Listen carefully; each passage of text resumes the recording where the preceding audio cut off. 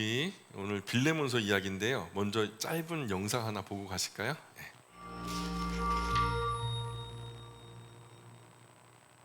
빌레몬서. 이 책은 바울이 감옥에 갇혀 있을 때 쓴 글로서 신약에서 가장 짧은 서신입니다. 그러나 짧다고 가볍게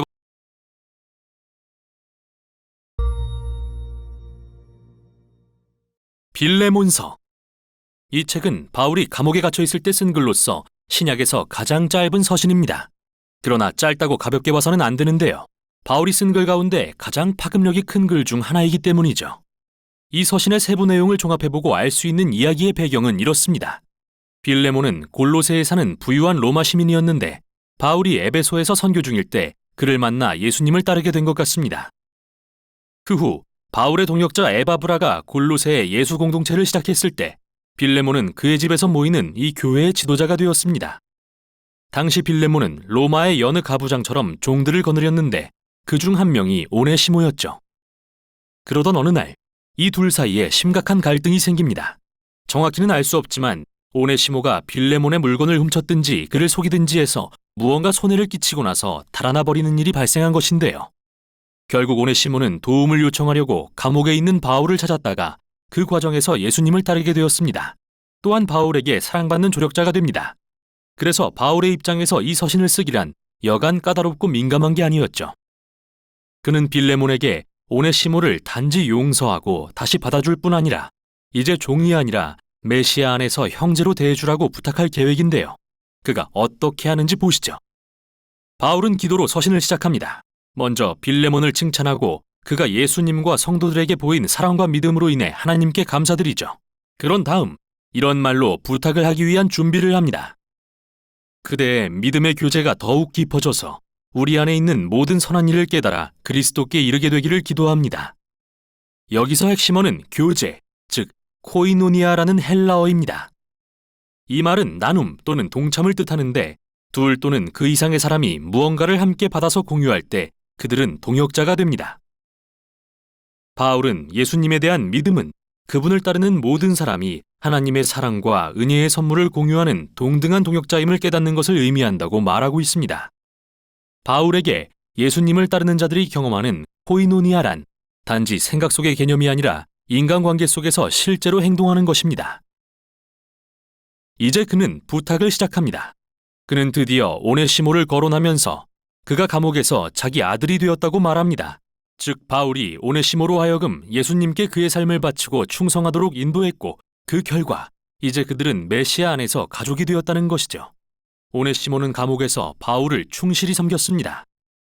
바울로서는 이런 그를 계속 곁에 머물게 하고 싶지만 그들이 예수님을 따른다고 말한다면 이 갈등을 풀고 화해해야 한다는 것을 알았죠. 그래서 빌레몬에게 담대히 요구합니다. 이제는 오네시모를 종이 아니라 그보다 더 귀한 주 안에서 사랑하는 형제로 받아주십시오. 사실 이건 정말 무리한 요구입니다. 로마법상 빌레몬에게는 오네시모를 벌하거나 감옥에 가둘 충분한 권리가 있었습니다. 그런데 바울은 그가 골로새로 돌아가면 용서해 줄 뿐 아니라 종이었던 그를 사회적으로 동등한 가족의 일원으로 맞아주라고 부탁하는 것인데요. 이는 친절의 차원을 넘어 전례가 없는 일입니다. 종을 자유롭게 풀어준 뒤 가족의 일원으로 대하는 것은 로마의 기존 사회 질서를 어지럽힐 만한 일인데요. 왜 빌레몬이 이런 일을 해야 할까요? 여기서 바울은 기발하게도 서두에서 했던 기도의 핵심어를 상기시키면서 이렇게 말합니다. 그대가 정말 나를 동역자, 즉 코이노니아로 여긴다면 나를 맞이하듯 오네시모를 맞아주십시오. 그리고 그가 잘못을 저질렀거나 빚진 게 있다면 그걸 내게 돌리십시오. 내가 갚겠습니다. 이 부탁에서 우리는 바울이 행동으로 보여주는 복음의 본질을 발견하게 됩니다. 무엇보다도 핵심은 화해입니다. 그가 고린도 교인들에게 말했던 것처럼 그리스도 안에서 하나님은 세상을 그분과 화목하게 하셨으며 사람들의 죄를 그들에게 돌리지 않으셨는데요. 따라서 이 상황에서 바울은 예수님의 입장이 됩니다. 그는 오네시모가 잘못한 결과를 부담할 것이며 빌레몬과 화해할 수 있도록 값을 지불해 줄 것입니다. 하지만 바울이 하려는 말은 단순한 법적인 거래에 그치지 않고 코이노니아도 의미합니다. 오네시모와 빌레몬과 바울은 모두 하나님 앞에서 동등합니다. 그들은 모두 다 용서가 필요한 존재입니다. 따라서 십자가 앞에서는 모든 관계가 평등하며 이는 빌레몬과 오네시모가 더는 주인과 종의 관계가 아님을 의미하죠. 그들은 이제 한 가족이자 메시아 안에서 형제입니다. 또는 바울이 빌레몬과 골로새 교회 전체에 말했듯이 하나님의 새로운 가족에는 그리스인과 유대인도, 할례받은 자와 할례받지 않은 자도, 종도 자유인도 없습니다. 오직 그리스도만이 모든 것이며 모든 것 안에 계십니다. 바울은 서신을 마무리하면서 빌레몬이 그가 말한 것 이상으로 해줄 것을 안다고 확신합니다. 그리고 감옥에서 나가자마자 만나러 가고 싶으니 그를 위해 숙소를 마련해 주라고 요청하죠. 그런 다음 몇 마디 마지막 인사를 하고서 서신을 마칩니다. 빌레몬서는 많은 이유에서 강력한 글입니다. 바울은 오직 이 서신에서만 예수님의 죽음이나 부활을 분명히 언급하지 않는데요. 이건 실수가 아닙니다. 그가 십자가를 굳이 말로 설명할 필요가 없는 이유는 행동으로 보여주고 있기 때문입니다. 바울은 여기서 십자가를 구현하고 있는 것이죠. 그는 자기 자신을 통해서 오네시모와 빌레몬이 하나님과 화목해지고 서로 화해할 수 있도록 했습니다. 이 서신은 또한 예수님의 복음이 갖는 영향력은 극히 개인적이지만 동시에 매우 공동체적이라는 것을 보여줍니다. 빌레몬과 오네시모가 이제 메시아 안에서 형제라는 사실은 그들의 주인과 종의 관계를 완전히 무의미하게 만듭니다. 예수님의 사람들로 구성된 이 가족은 하나님의 자비를 공유하는 장소입니다. 새로운 종류의 사회이자 바울이 골로새서에서 말한 것처럼 사람의 가치가 사회적 지위나 인종, 성별이나 사회 경제적 계층으로 정의되지 않는 새 인류입니다. 메시아 안에는 새 사람들, 즉 예수님을 통해 하나님의 하고요. 좀 자세한 내용으로 들어가서 제가 설명을 시작하도록 하겠습니다. 오늘 오전에 있었던 말씀하고 맥이 같은 게 나오죠. 화목하게 하는 직무, 화목하게 하는 임무에 대한 이야기를 하는데 지금 여기서는 뭐 전도에 관한 이슈는 아니에요. 대신에 바울이 그 빌레몬에게 오네시모에 대해서 좀 십자가를 지는, 예수님이 십자가를 대속해서 지어 주셨던 것처럼 오히려 빌레몬이 오네시모를 품으면서 화목하게 하는 그런 관계로 나왔으면 뭐 이런 어떤 실제적인 삶에 대한 이야기거든요. 그래서 그런 이야기를 맥이 같은 모습으로 보면 좋을 것 같습니다. 그래서 여기 보면은 등장인물이 셋이 나오죠. 근데 어쨌든 바울이 편지를 쓴 거예요. 예. 이 빌레몬의 가정은 어디 있었다고요? 잘 들으신 분은 어느 도시에 살았는지. 로마에 있는 거는 바울이고요. 바울이 로마에서 감옥에 갇혀서 어디에 있는 빌레몬에게 글을 쓰죠? 골로새. 골로새 어딘지 아시죠? 그저 옆 동네. 여기 골로새 있죠?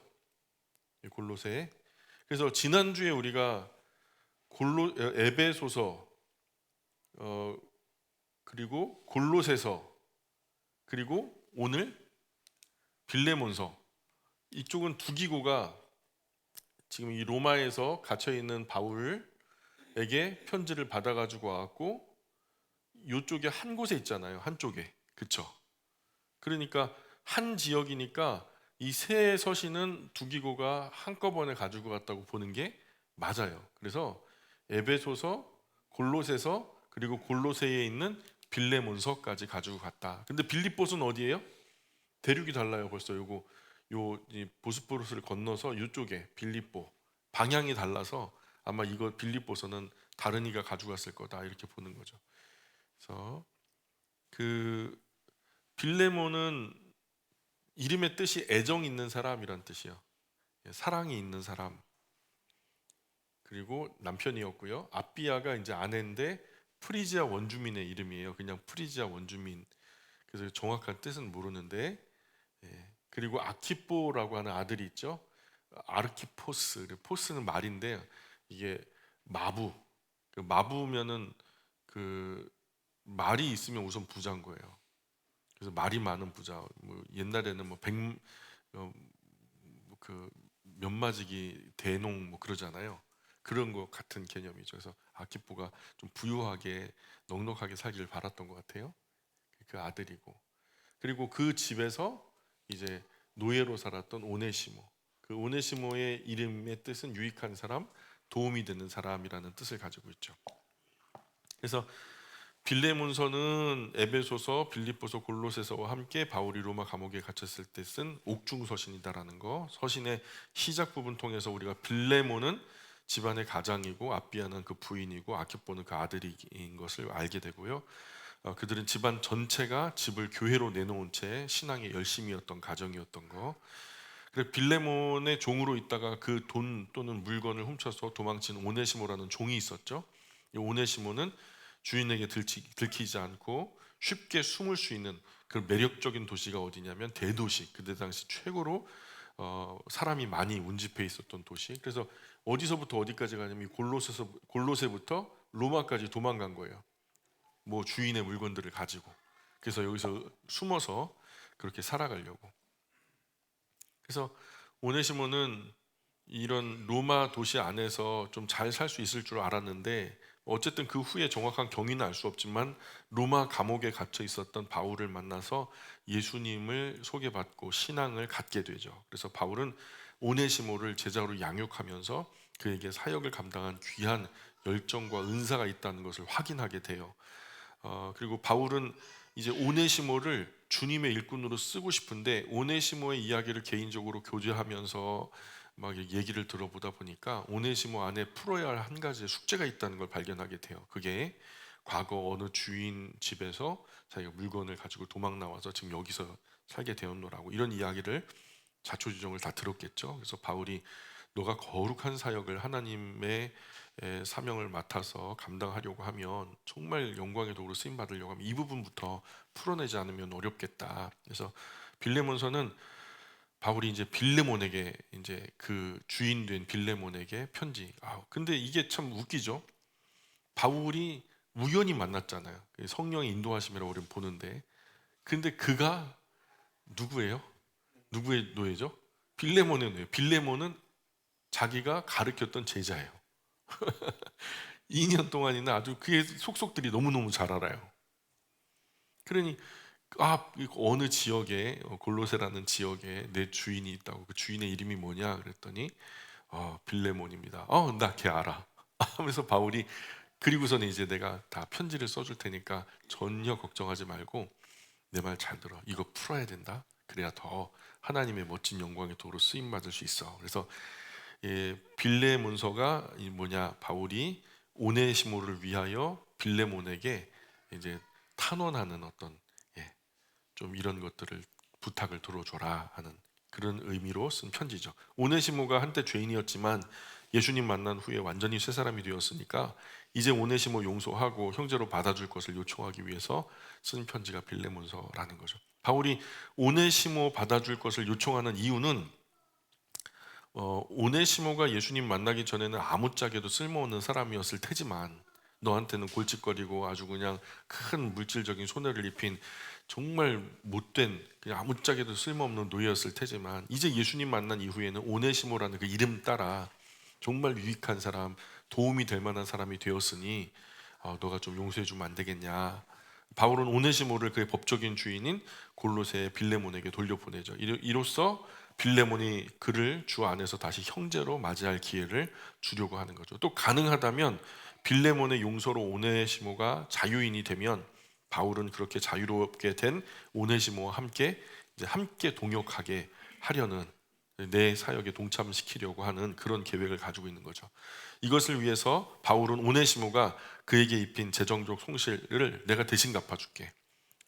빌레몬, 너 오네시모가 얼마 훔쳐갔어? 뭘 훔쳐갔어? 내가 대신 갚아줄게.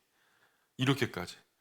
그런데 그 얘기를 하면서 바울이 순수하게 내가 갚아줄게 그러면 끝나는데, 얼마요? 그러면 주문 끝이잖아요. 근데 거기 그 말 끝에 뭐라 그러냐면, 빌레몬, 너는 나에게 빚졌지? 너는 나에게 영적인 빚이 있을 거야. 이런 말을 붙여요. 너가 어떻게 처신하는지 내가 볼 거야. 그냥 본다는 게 아니라 내가 직접 가서 볼 수 있어. 이게 뭐 어떻게 하라는 거예요? 거의 반협박이죠. 이런 어떤 유머가 빌레몬서 안에 있어요, 사실은. 그래서 이런 정황을 볼 때 빌레몬서는 주인에게서 도망친 한 노예를 위한 바울의 탄원을 담은 지극히 개인적인 서신이죠. 대단한 신학을 담은 바울의 다른 수준 높은 서신과는 다르게 빌레몬서에서는 바울이 평소 가르쳤던 교리나 신학, 뭐 십자가 부활 이런 교리는 뒷받침한 그런 자세한 교리적인 이야기는 안 나오고 바울의 어떤 인격과 사랑이 잘 담겨져 있는 것을 보게 됩니다. 그래서 도망친 일개 노예를 형제로 가족으로 대접하면서 그가 용서받게 하기 위해서 참을성 있게 간곡한 어조로 허락을 구하는 이 바울의 모습에서 우리 바울이 이 정도인데, 바울이 오네시모를 위해서 중보하며 빌레몬에게 탄원하는 모습이 이 정도인데, 바울보다 더 탁월하신 우리 주님 예수님께서 나를 아버지 하나님께 탄원하실 때는 얼마나 더 신실한 모습으로 우리가 주님의 모습을 볼 수 있을까, 이런 것들을 상상하면서 읽으면은 훨씬 더 든든하죠. 그래서 빌레몬서를 읽으면서 이런 질문이 떠오를 수 있어요. 어떤 질문이냐면, 과연 결론적으로 빌레몬은 오네시모를 용서했을까? 궁금하죠. 궁금하죠. 예, 그리고 용서했더라도 빌레몬은 오네시모를 주 안에서 형제로 맞아들였을까? 이것도 궁금하죠. 그래서 또 바울의 사역을 위해서 오네시모를 다시 바울에게로 돌려보내라는 요청에 어떻게 반응했을까? 진짜 돌려보냈을까? 상식적으로 추론하건대 바울의 요청은 아마 받아들여졌을 거다. 만약 빌레몬이 바울의 요청을 거절했다면 지극히 개인적인 내용을 담은 이 서신이 우리에게 정경으로 남아있지는 않았을 거라는 생각이 들어요. 그래서 빌레몬은 아주 옹졸하고 교만해서 마음이 차갑고 딱딱하고 그 신앙과 일상이 모순된 인물로 결국에는 오네시모를 용서하지 않았다, 뭐 이렇게 기록됐을 거예요.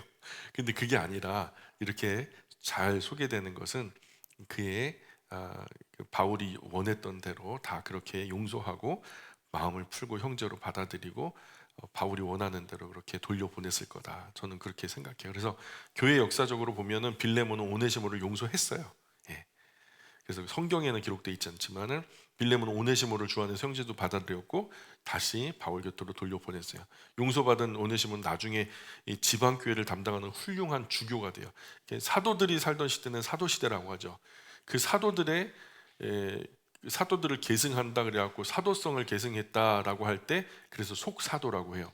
그 속사도들이 죽었고 그 다음에 교회의 아버지들, 그래서 교부들의 시대가 오는데 그 교부들의 시대에 활동했던 사람이 바로 이 사람이죠. 오네시모.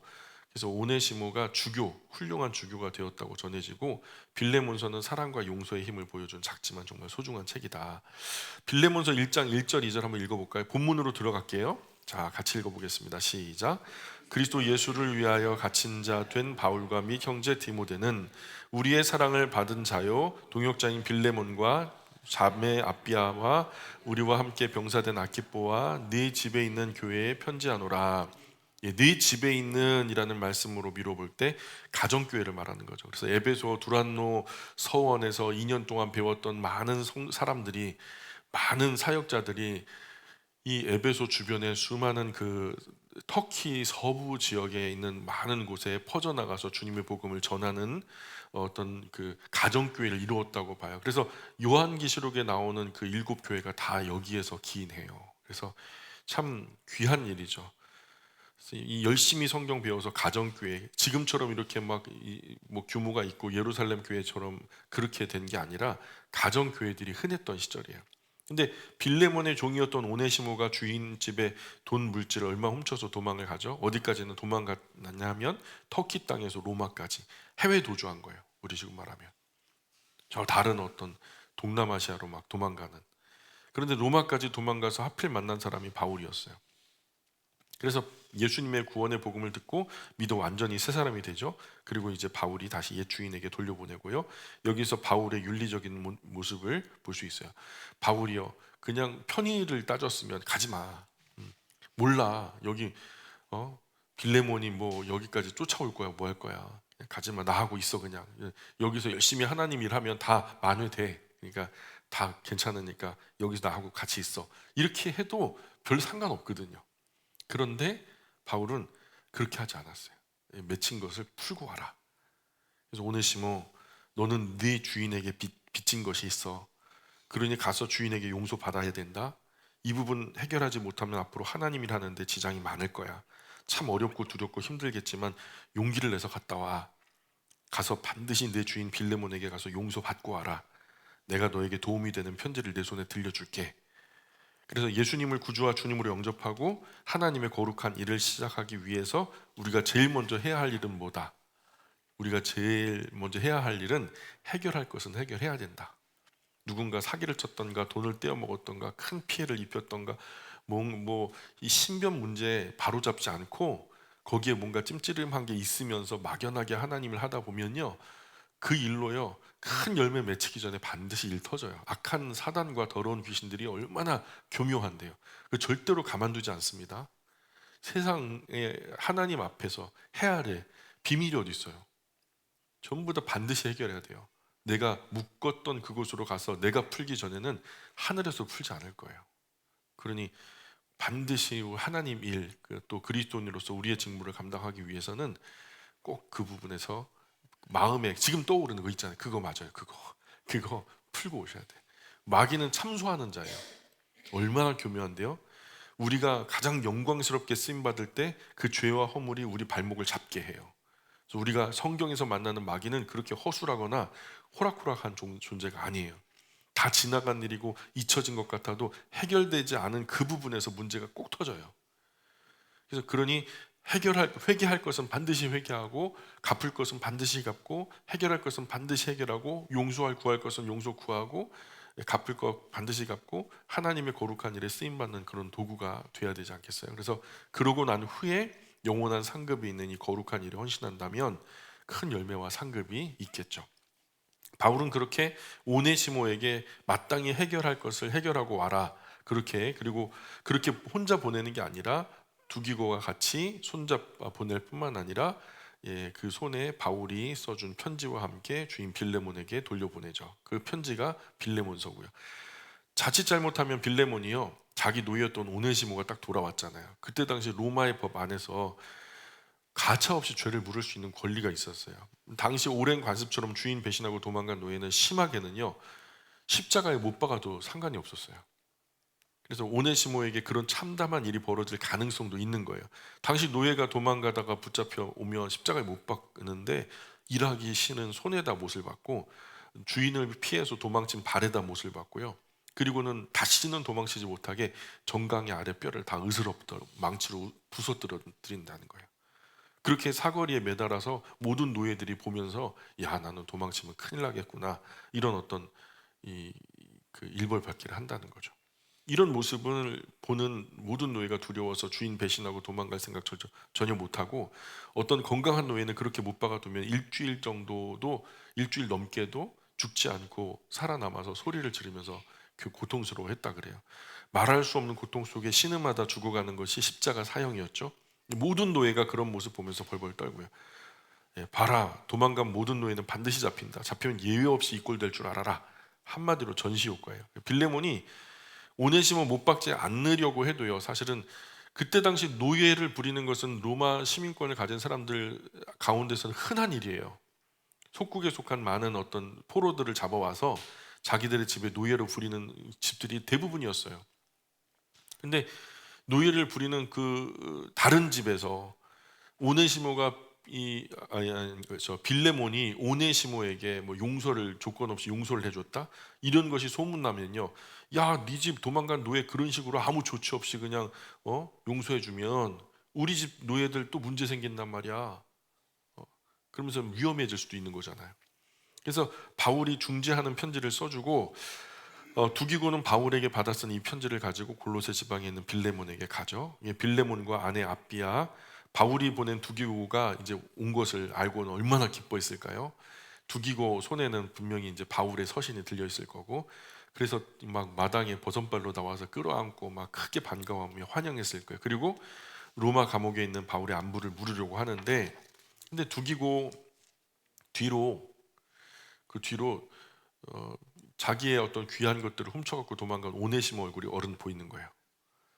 오네시모가 주인 빌레몬을 보고자 고개를 푹 숙이고 어쩔 줄 몰라서 주섬주섬 앞으로 나오는데, 그 빌레몬은요 그냥 엥 하면서 막 헛기침하면서 따라온 오네시모 본척만 척하고 두기고만 손잡고 집 안으로 이끌어 들였을 거예요. 아마도 뭐 좋은 감정 있겠어요? 뭐 우리는 어떡할까요? 반응? 저 같으면 그랬을 것 같아요. 여기 다른 분들은 어떻게 반응했을지 모르겠지만, 그리고 바울의 근황을 묻는 거예요. 바깥에 오네시모 세워놓고. 바울은 지금 비록 갇혀 있지만 같은 연금 상태라 비교적 자유롭고 또 건강하게 잘 계십니다. 이런 안부를 전하고요. 그리고선 이제 바울의 편지입니다 하면서 편지를 펼쳐서 품에서 편지를 꺼내가지고 이렇게 읽기 시작하는 거죠. 그러니까 빌레몬은 반가워서 그냥 자세를 가다듬고 딱 앉아갖고 자 우리 바울 선생님이 뭐라고 말씀하시나 보자 하면서 이제 근데 이제 편지를 읽는다니까 부엌에서 다과 준비하던 누구예요? 예? 아비아도 오겠죠. 예. 와가지고 아이고 당신 혼자 듣냐고 치사하게 나중에 그냥 따로 듣든가 막 그런데 옥신각신하면서 이제 부부가 딱 그 자리에서 아마 같이 듣기 시작했을 거예요. 그리스도 예수를 위하여 갇힌 자 된 바울과 및 형제 디모데는 하면서 이제 편지가 시작돼요. 그래서 빌레몬이 편지 읽는 소리가 크게 들리니까 아비아가 그냥 참 행주로 막 눈물을 훔치면서 막 그러지 않겠어요? 갇힌 자 된 바울 연세도 있으실 텐데 아이고 고생스러워서 어떡하나. 우리 교회 권사님들 분명히 그랬을 거예요, 그죠? 안 그럴까요? 그랬을 거예요. 제가 만약에 그렇게 갇혀 있다면은 그러지 않겠어요? 좀 그래 주시면 안 돼요? 예. 그렇게 빌레몬은 이제 계속 바울의 편지를 큰 소리로 이제 읽는 두기고 입에 이제 귀를 기울이죠. 자, 1절 보세요. 그래서 그리스도 예수를 위하여 갇힌 자 된 바울과 및 형제 디모데는 우리의 사랑을 받는 자요 동역자인 빌레몬과 하면서 빌레몬이 막 자기 이름 나왔다고 펄쩍 뛰면 좋아했겠죠. 그러면서 2절에 바로 자매 아비아와 여보다 내 이름도 나왔어요 막 그러죠. 그다음에 우리와 함께 병사된 아키포와 아들 이름도 나오죠. 내 집에 있는 교회에 편지하노니. 얼마나 좋아요. 바울 선생님이 자기 이름 얘기해 주니까 그의 아들 아키포 이름도 나오고요. 아버지와 함께 두란노에서 이제 그 서원에서 신학을 했는데 뭐 편지가 전해질 당시에 목회를 잠시 쉬고 있던 때였어요. 원래는 라오디게아 파송돼 가지고 그 교회에 목회자로 섬겼는데 거기 성도들이 차지도 덥지도 않고 뜨뜻미지근하니까 나이가 어리다 뭐 여러 가지로 이유로 무시하고 그러다 보니까 모여야 되는데 모이지도 않고 말을 들어야 되는데 듣지도 않고 하니까 유야무야 하니까 재미없어서 이제 목회를 쉬고 있는 거예요. 3절에 보세요. 3절로 7절입니다. 우리 같이 읽어볼까요? 졸리니까 예, 시작. 하나님 우리 아버지와 주 예수 그리스도로부터 은혜와 평강이 너희에게 있을지어다. 내가 항상 내 하나님께 감사하고 기도할 때에 너를 말함은 주 예수와 및 모든 성도에 대한 내 사랑과 믿음이 있음을 들음이니 이로써 내 믿음의 교제가 우리 가운데 있는 선을 알게 하고 그리스도께 이르도록 역사하느니라. 형제여 성도들의 마음이 너로 말미암아 평안함을 얻었으니 내가 너의 사랑으로 많은 기쁨과 위로를 받았노라. 야, 이거 뭐 처음부터 칭찬이 아주 푸짐하죠. 뭔가 오자마자 뭐 퍼먹이는 것은 이유가 있는 거예요. 예. 항상 진기한 대접 후에는요 부탁이 오거든요. 자 보세요. 8절 9절 시작. 이러므로 내가 그리스도 안에서 아주 담대하게 네게 마땅한 일로 명할 수 있으나 도리어 사랑으로 간구하노라. 나이가 많은 나 바울은 지금 또 예수 그리스도를 위하여 갇힌 자 되어. 자, 내가 너는 제자고 나는 선생이야. 그래서 내가 너한테 충분히 명령으로도 할 수 있어. 근데 내가 명령으로 하지 않고 부탁으로 할게. 부탁으로 할게. 나는 말이야 나이도 많고 지금 감옥에 갇혀 있어 로마에. 그걸 기억하면서 얘기를 하죠. 네. 그래서 바울 예수 그리스도를 위하여 갇힌 자 되어 하니까 아마 인정 많은 빌레몬도 아비아도 왈칵 눈물이 쏟아졌을지도 몰라요. 나이 많은 바울이 몸도 약한데 갇히기까지 하셔서 고난까지 받고 또 짠한 마음 안 들겠어요. 그런데 그 다음부터 잘 보세요. 10절부터 16절까지예요. 시작. 갇힌 중에서 낳은 아들 오네시모를 위하여 내게 간구하노라. 그가 전에는 내게 무익하였으나 이제는 나와 네게 유익함으로 내게 그를 돌려보내노니 그는 내 신복이라. 그를 내게 머물게 있게 하여 내 복음을 위하여 갇힌 자 중에서 네 대신 나를 섬기게 하고자 하나 다만 네 승낙이 없이는 내가 아무것도 하기를 원하지 아니하노니 이는 너의 선한 일이 억지같이 되지 아니하고 자의로 되게 하려 함이라. 아마 그가 잠시 떠나게 된 것은 너로 하여금 그를 영원히 두게 하림이니 이후로는 종과 같이 대하지 아니하고 종 이상으로 곧 사랑받는 형제로 둘 자라. 그 뒤에는 좀 이따 읽을게요. 16절 후반은 좀 이따 읽을게요. 자, 갑자기요. 누구 이름이 나와요? 지금 괘씸한 오네시모 이야기가 나오죠. 지금 마당에서 어쩔 줄 모르고 고개 숙이고 서 있어 막 오줌 마려운 강아지 마냥 어쩔 줄 몰라 하는 그런 모습. 막 그러는데 갑자기 눈물이 쏙 들어가죠. 괘씸한 사람 이름이 나오니까 오네시모를 위하여 너에게 간구한다. 막 이런 나오니까. 그런데 바울은 오네시모가 뭐라고 표현해요? 12절에 그는 내 신복이라. 신복이라. 신복이라는 말은 마음과 배라는 뜻이에요. 과거 고대 시대는 사람의 마음이 배에 있다고 생각했어요. 그래서 그 마음, 배. 이것은 뭐 가슴과 배 그냥 이렇게 하는 게 아니라 사람의 몸에 가슴과 배는 가장 중요한 기관이기 때문에 그래서 요긴하게 쓰는 사람을 가리켜서 나에게 굉장히 필요하고 이 사람 없으면 안 될 만한 중요한 사람이다 할 때 신복이라고 해요. 근데 만약에 빌레몬이 이 바울의 신복이라고 하는 이 오네시모를 용서하지 않고 돌려보내지 않으면 바울에게 지장이 있을까요, 없을까요? 엄청난 지장이 생기겠죠. 그래서 어쨌든 신복이다. 직장 상사에게도 학교 선생님에게도 여기 바울에게도 신복이 있어요. 심지어 부모님들도 특별히 신뢰하고 의지하는 자녀 중에 신복 같은 자녀가 있잖아요, 그죠? 신복과 그를 신복으로 여기는 지도자들 남들이 보기에는요 그 관계가 너무 돈독해서 막 질투가 나죠. 특별해 보이잖아요. 내가 모르는 지도자의 사생활이라든가 취미나 앞으로의 계획 등등 일반적으로 일반 사람들이 아는 듣게 되는 정보보다 훨씬 더 고급 정보들을 많이 들을 테니까요. 바울에게도 신복 같은 제자가 있었던 거예요. 신변에 중대한 일이 생기거나 혼자 결정하기 어려운 일이 생겼을 때 그 신복을 불러서 같이 상의하는 거죠. 너라면 이거 어떻게 할 것 같아? 뭐 이렇게 자신에게 도움을 주고 의지가 되고 도움이 되는 사람인 만큼 아주 각별하게 신경을 쓰고 그래서 이런 각별한 관계 때문에 다른 이들의 시샘을 받기도 하지만 그 신복만큼 충성되지 못한 탓일 수 있겠죠. 저의 신복은 되지 않으셔도 돼요. 제가 이성진 목사의 신복이 되라고 말씀드리는 게 아니에요. 우리 모두가 우리 주님의 신복이 돼야 된다는 말이에요. 우리 주님 예수님의 신복이 되었으면 좋겠다. 하나님 자녀들 가운데도 신복이 있어요. 하나님의 자녀라면 누구나 하나님의 신복이었으면 하는 그런 소원이 있죠. 그러나 항상 현실은요. 신복은 따로 있어요. 가장 충성된 사람들의 몫이더라고요. 민수기 12장에서도 하나님은 모세에게 말하기를 내가 다른 사람들에게는 꿈과 이상으로 말하였다. 그런데 내 종 모세와는 그렇게 하지 않았다. 그는 내 친구와 같이 직접 대면해서 내가 말했다. 이런 말을 해요. 이게 뭐냐면 모세는 하나님의 신복이었다는 거죠. 우리도 신복되고 싶죠? 그런데 그게 쉽지 않아요. 모세처럼 살아야 돼요. 삶을 송두리째 하나님께 던져드리는 그야말로 헌신된 삶이 아니고서는 하나님의 신복이 될 수 없거든요. 그러나 그렇게 될 수 있었으면 좋겠습니다. 예. 어쨌든 그렇게 왜 다른 사람들과 달리 모세를 더 친근한 범주에 신복의 자리에 두셨을까? 말씀을 잘 보면 해답이 있어요. 거기 그 모세에 대한 해설에 이런 말씀이다. 그는 나의 온 집에 충성됨이라 이런 말이에요. 그는 나의 온 집에 충성됨이라. 모세가 충성했기 때문에 그를 신복으로 삼으신 거예요.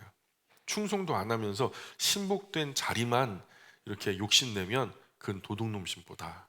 예. 어떤 친구가 그러더라고요. 저 그 무슨 특전단 뭐 707인가요? 거기서 이렇게 군대에서 이렇게 휴가 나왔는데 이게 베레모부터 그때 베레모가 없었을 때 베레모에다가 검은색 막 선글라스를 그냥 거기서는 줘요. 눈빛 보면 안 된다고 위화감 조성된다고. 검은색 버스에서 내리는데 군인들이 주눅 드는 거예요. 와, 그 전투력 측정한다고 다 한 곳에 모였는데 야, 쟤 진짜 부럽다 했는데 나중에 보니까 707에서 훈련하는 훈련 내용을 우리 교관이 설명을 해주는데요. 아예 안 가고 싶더라고요. 옷만 멋있어요. 훈련 보면 진짜 매일매일 죽기 살기예요. 어휴, 그런 데서 어떻게 생활해요? 그래서 그 사람들은 그 뒤에 이제 앞에 있는 예쁜 옷만 보지 그 뒤에 막 피비린내 나는 막 그냥 막 각고의 훈련 노력 이런 것들은 잘 보지 못하거든요. 그런데 그 옷을 탐낸다? 그럼 무슨 신보다? 도둑놈 신보다. 예.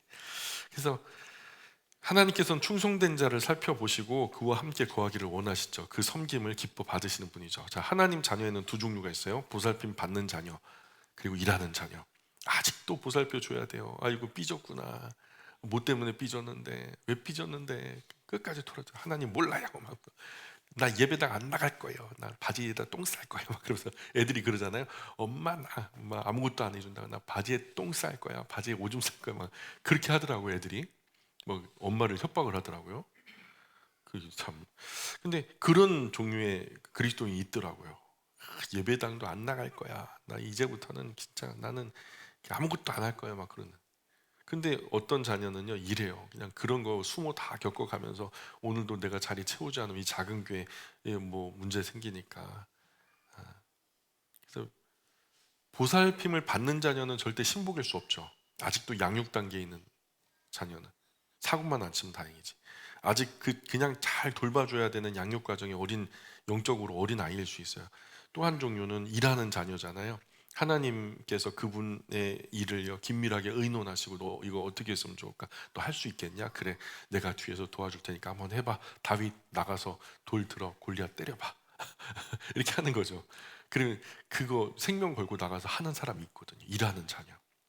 그래서 그 거룩한 역사에 긴밀히 하시면서 이루어가는 그런 복된 자녀가 있다. 일하는 자녀 중에 특별히 보좌 가까이에 끌어당겨서 더 크고 놀라운 일을 이루시기 위해서 붙들고 사용하는 자녀, 모세나 다윗이나 이런 어떤 사무엘이나 신복처럼 여겨지는 하나님의 자녀가 시시때때마다 시대마다 있더라고요.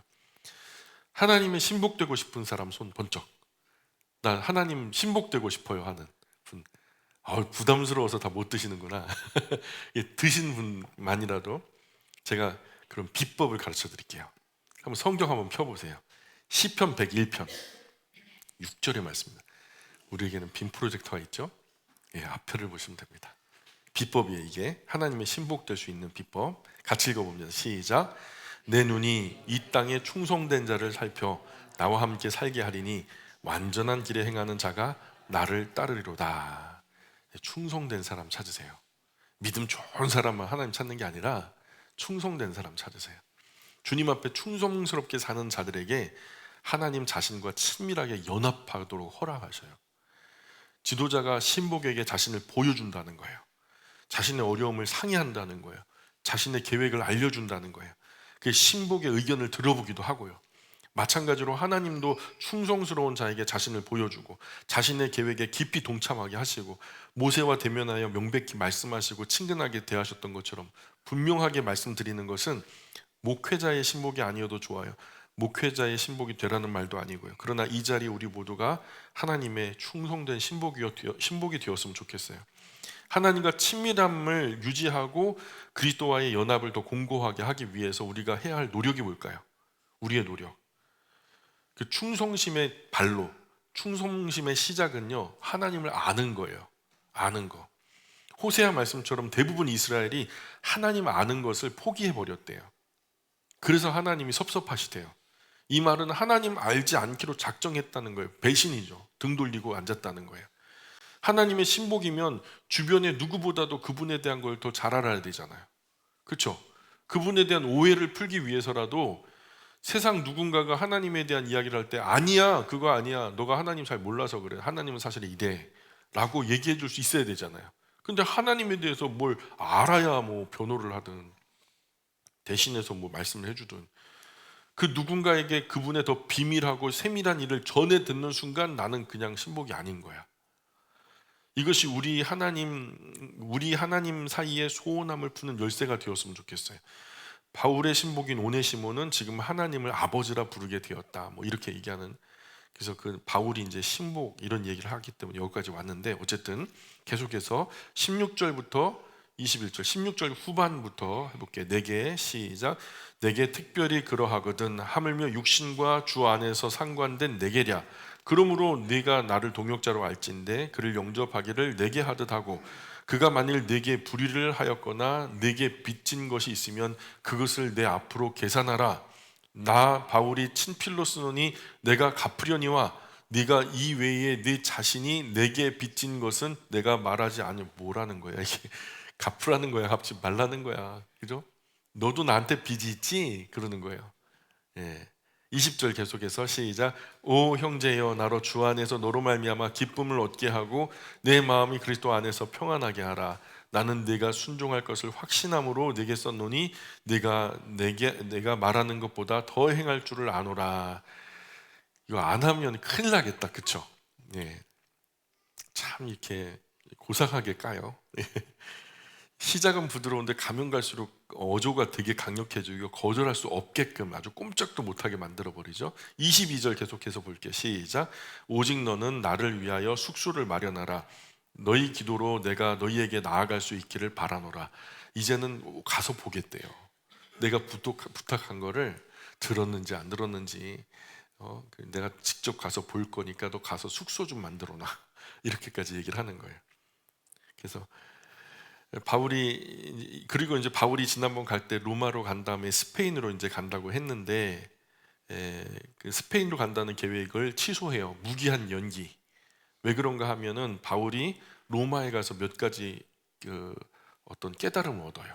로마 가택 연금 상태에서 그의 신학이 굉장히 좀 수준이 높아지고 또 깊은 어떤 영적인 사고를 시작했을 때 바울에게는 굉장히 큰 성령의 강력하신 어떤 새로운 인생의 장이 열리는 것을 경험했죠. 그러면서 어떤 것을 깨닫게 됐냐면 세 가지 정도의 이유가 있어요. 첫 번째는 로마에 가니까요. 로마가 땅 끝이라고 생각했거든요.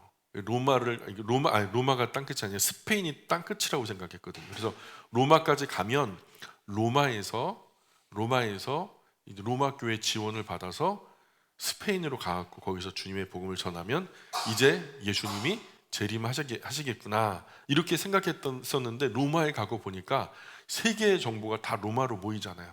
근데 우리가 생각하는 것보다 극동의 아시아도 있고 또 대륙 간 뭐 더 수많은 어떤 나라, 민족, 족속들이 있다는 것을 깨닫게 되면서 야, 이게 땅 끝까지 복음 전하면 예수님 오실 줄 알고 가려던 계획이었는데 바울이 이제 로마에 가서 세상이 자기 생각보다 훨씬 더 넓고 스페인이 땅끝도 아니라는 것을 알게 된 거죠. 또 두 번째는 바울은 교회가 무엇인지를 깨달았어요. 교회가 무엇인지 그리스도가 어떤 분이신지를 더 깊이 깨달으면서 그러고 나니까 지금까지 자기가 개척한 교회들이 불현듯 생각나는 거예요. 야, 이거 참 큰일 났는데 개척한 거의 대부분의 교회들에서 이 로마서 갈라디아서 같은 기초복음은 가르쳤지만 지금 바울은 이제 알게 된 더 크고 보다 높은 차원의 이야기는요 기초복음을 넘어서는 거예요. 이 크고 비밀한 어떤 이 에베소서에서 우리가 봤던 찬송하리로다 하면서 신령한 은혜의 복을 7가지로 우리가 얘기를 했었는데 그뿐만 아니라 이후에 수많은 어떤 더 깊은 바울의 신학이요 막 진짜 폭포수처럼 은혜의 폭포수가 되어서 막 쏟아져 내리는데 이것을 기초복음만 들었던 이 교회들에 가갖고 전해주고 싶은 거예요. 전해주면은 뭐 1시간 설교해갖고 되겠어요. 저거 일주일 정도 다 모아놓고 집회를 해야 뭐 들려줄 수 있을 것 같으니 그런 내가 여기서 나가게 되면 그 각 교회들에 다니면서 그 더 높은 차원의 어떤 진리들을 얘기해주고 싶은 그런 욕심이 있었어요. 그리고 5차로 가택연금 상태에서 풀려나서 나중에 있었던 그 스페인으로 가는 게 아니라 왔던 다른 교회들로 가갖고 이제 그 아시아 교회들을 갔다가 나중에 마게도니아로 건너가면서 거기서 잡혀갖고 다시 로마에 마메틴 감옥에 투옥돼가지고 순교를 당하잖아요. 근데 그게 이제 이런 이유예요. 신앙 교육이 너무 얕았다. 더 깊은 신앙 교육을 해주고 싶다. 이런 것을 깨닫게 됐고요. 세 번째는 예수님의 재림이 바울 자신이 생각하는 것처럼 그렇게 빨리 오는 것이 아니라는 것을 깨닫게 되었어요. 그래서 지금 여기 골로새서나 빌립보서, 에베소서 할 것 없이 거기 재림이라는 말이 단 한 번도 안 나와요.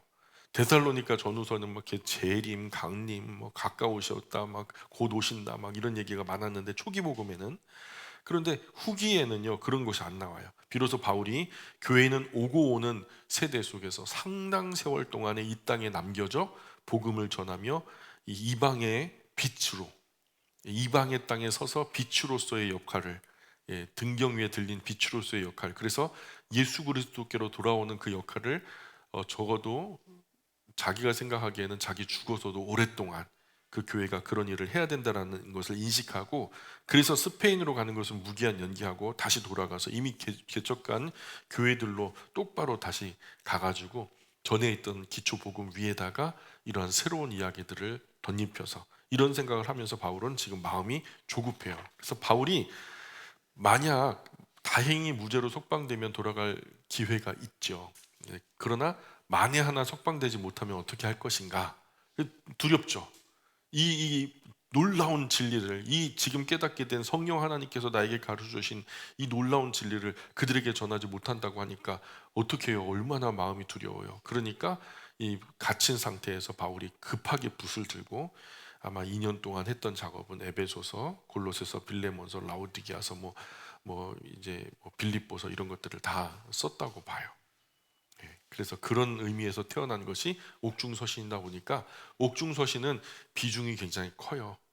이미 예수님을 구주와 주로 영접한 이들을, 기초복음의 영역을 넘어선 이들에게 그 신앙을 더욱더 돈독하게 하고 더 높은 차원의 신앙을 이렇게 고양시키는 그런 귀한 기능이 있는 것이 옥중서신이다, 이렇게 보시면 될 것 같아요. 오늘은 여기까지만 할게요. 기도하겠습니다. 귀하신 하나님, 참 고맙습니다. 또 한 주간을 앞에 놓고 지나온 한 주간을 뒤로 했습니다. 지난 한 주간 정말 부끄럽고 죄송합니다. 하나님, 저희를 용서하여 주시고 새로운 도화지와 같은 깨끗한 일주일의 시간을 저에게 허락해 주셨으니 이 새 도화지 위에 하나님의 영광을 위하여 멋진 그림 그려낼 수 있도록 은혜 내려 주옵소서. 이를 위하여 끊을 건 끊고 포기할 것 포기하고 정말 하나님 위해서 힘낼 것 마땅히 힘내서 하나님 멋진 그림 그려 다음 주일 예배당에 올 때는 하나님 앞에 내 마음의 기쁨을 드릴 수 있도록, 그래서 내가 이러이러한 영광을 위한 일들을 이루어 놓으라고 하나님께 고백할 만한 정말 신나는 주일 될 수 있도록 은혜 내려 주옵소서. 하나님, 한 주간의 삶을 주님께 의지합니다. 하나님 홀로 영광 받아 주옵소서. 감사하며 예수님 거룩하신 이름 의지하여 기도합니다. 아멘.